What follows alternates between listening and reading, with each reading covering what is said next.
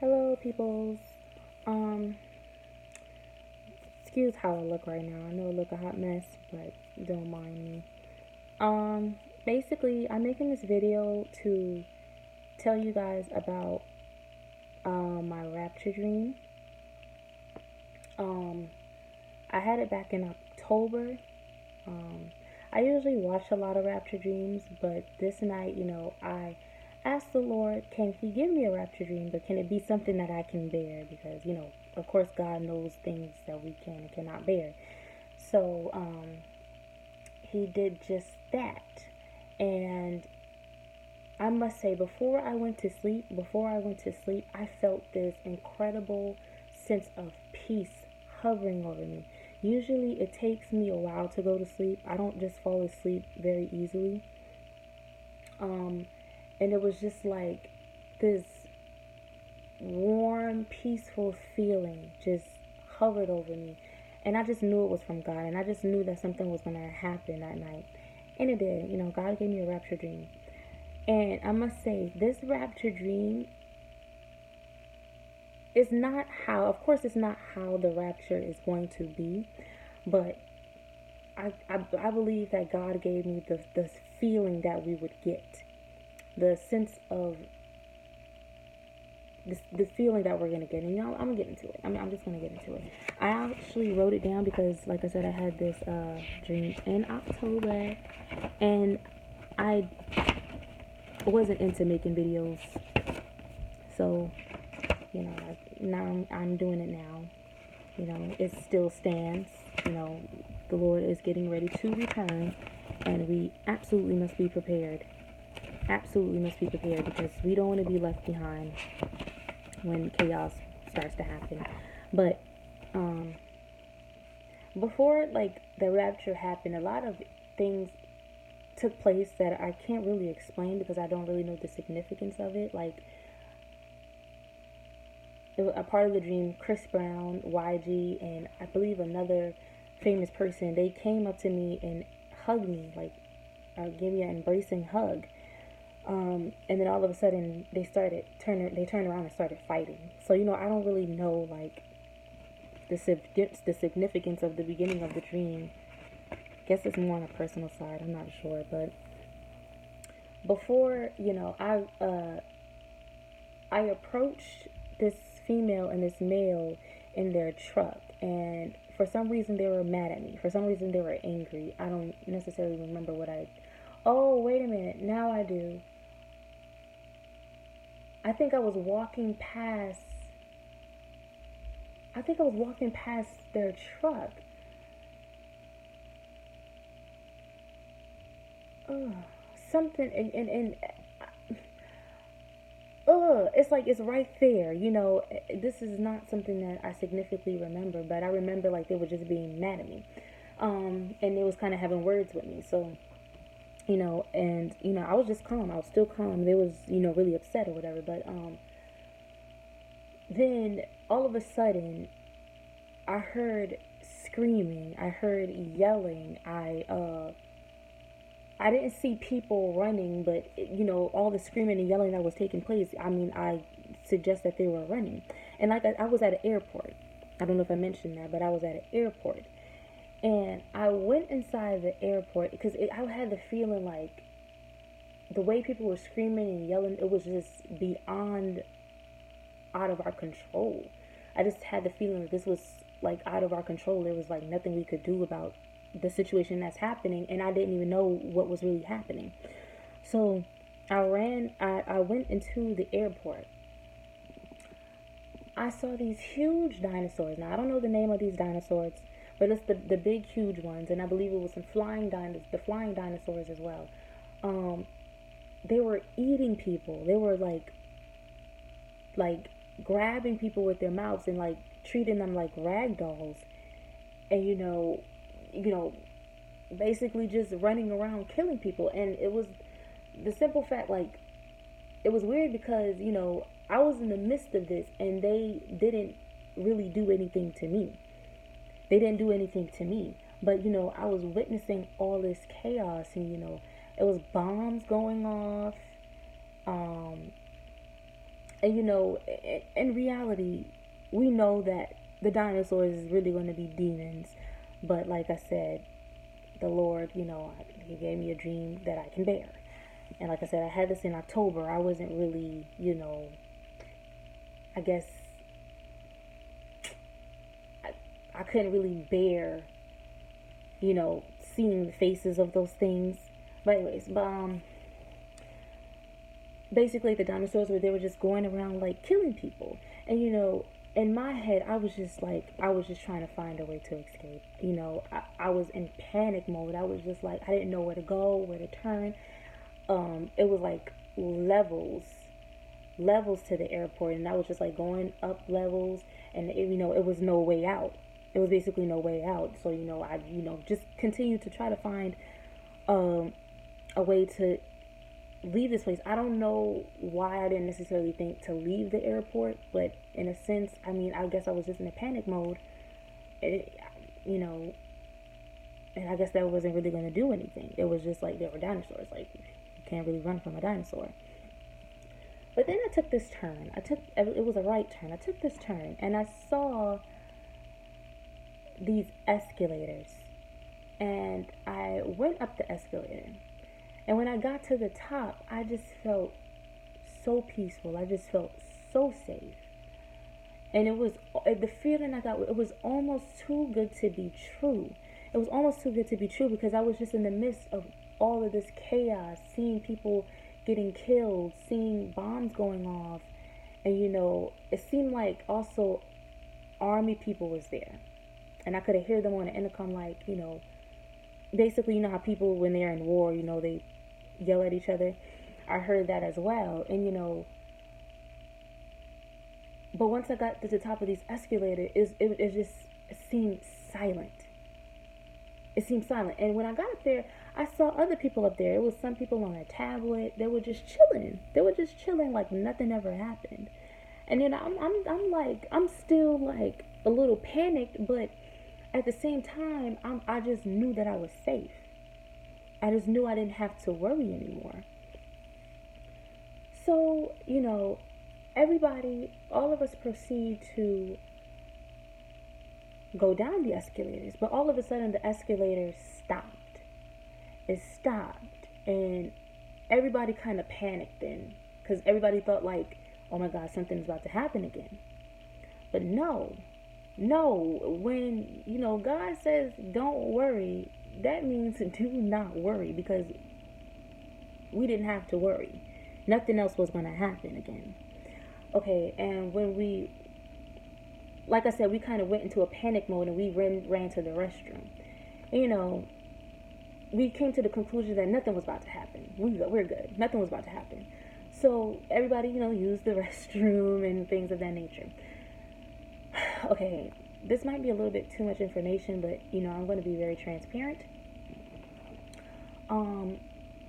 As I was finished using the restroom, I was proceeding to leave the restroom. Everybody was leaving the restroom. I stopped at this mirror, and I didn't stop because I wanted to. My vagina was pulsating rapidly to the point where I could not walk.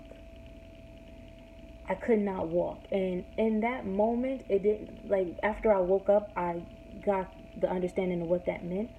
But, basically, that was the enemy trying to stop me from catching up with the others. And, in reality, when we're living in sin, when we're fulfilling the desires of our flesh, that's exactly what's happening. We're not going to be raptured up. We're not going to be right in God's eyes. So, basically the enemy wanted me to be in that moment, in my flesh, dwelling in that moment of my vagina pulsating very rapidly.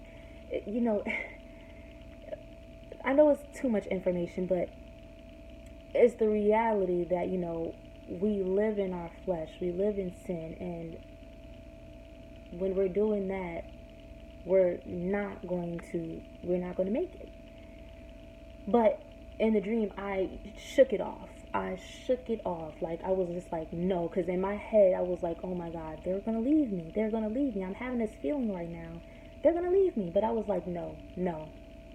I shook it off and I ran out that bathroom. And, it's not like they were like all the way down the hallway or whatever. They were right there. But, so I basically caught up with them. But it seemed like, in the airport, they have, stores. Um, and me and some others, we went in this store. And it was like a fashion store. And I saw some women from Basketball Wives. I don't think it's no need for me to say their names, but I saw some women from Basketball Wives. I'm sorry if I'm looking every other direction. That's how I am when I talk. I don't know why, but I saw some women from Basketball Wives, and basically they were like passing judgment on me. They were talking about me, making comments about me. And I believe God was telling me, like, people are going to judge you in this world. People are going to, make comments about you. Some people can't take criticism. Some people can't take, people talking about them and things of that nature, to the point where they're in depression and, always worrying about what other people say. But in that dream, like, I was just like, I'm not about to let these comments get to me.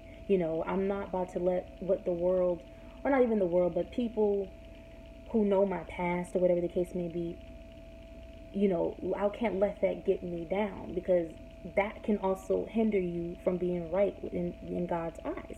So, I didn't, in the dream, I didn't, care about what they, had to say, basically. But I just remembered I left a part out. When I told you about the restroom, once I left the restroom after what happened, I heard the pilot say, "Everyone, get ready. We are about to abort the plane. We are about to abort the plane." And it was just like this, like, I got the feeling, this is real. This is it. We are good. We are safe.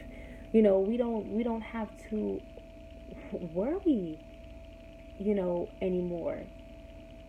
But anyways, back to the part where we was in the store. Like I said, people are gonna pass judgment on us, and we can't, let that get us down. We can't let that affect us.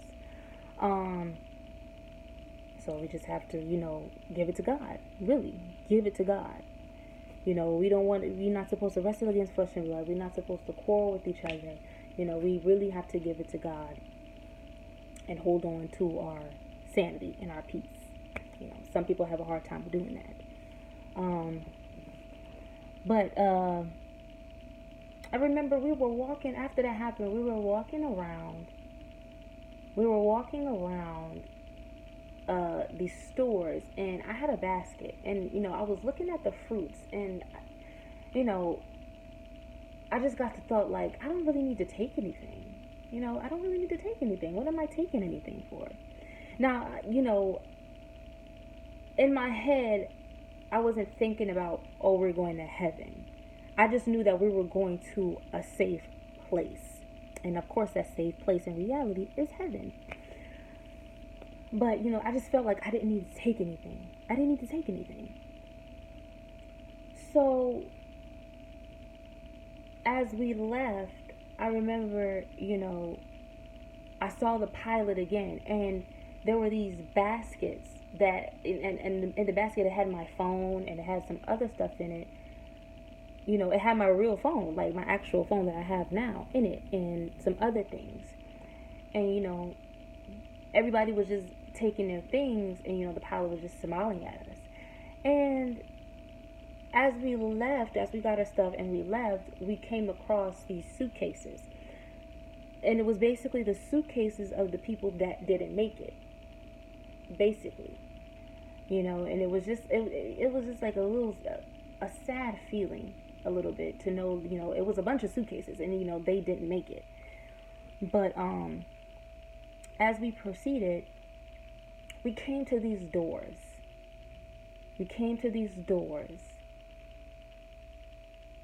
Everybody gathered around these doors, and once again the pilot says, "We are about to board the plane."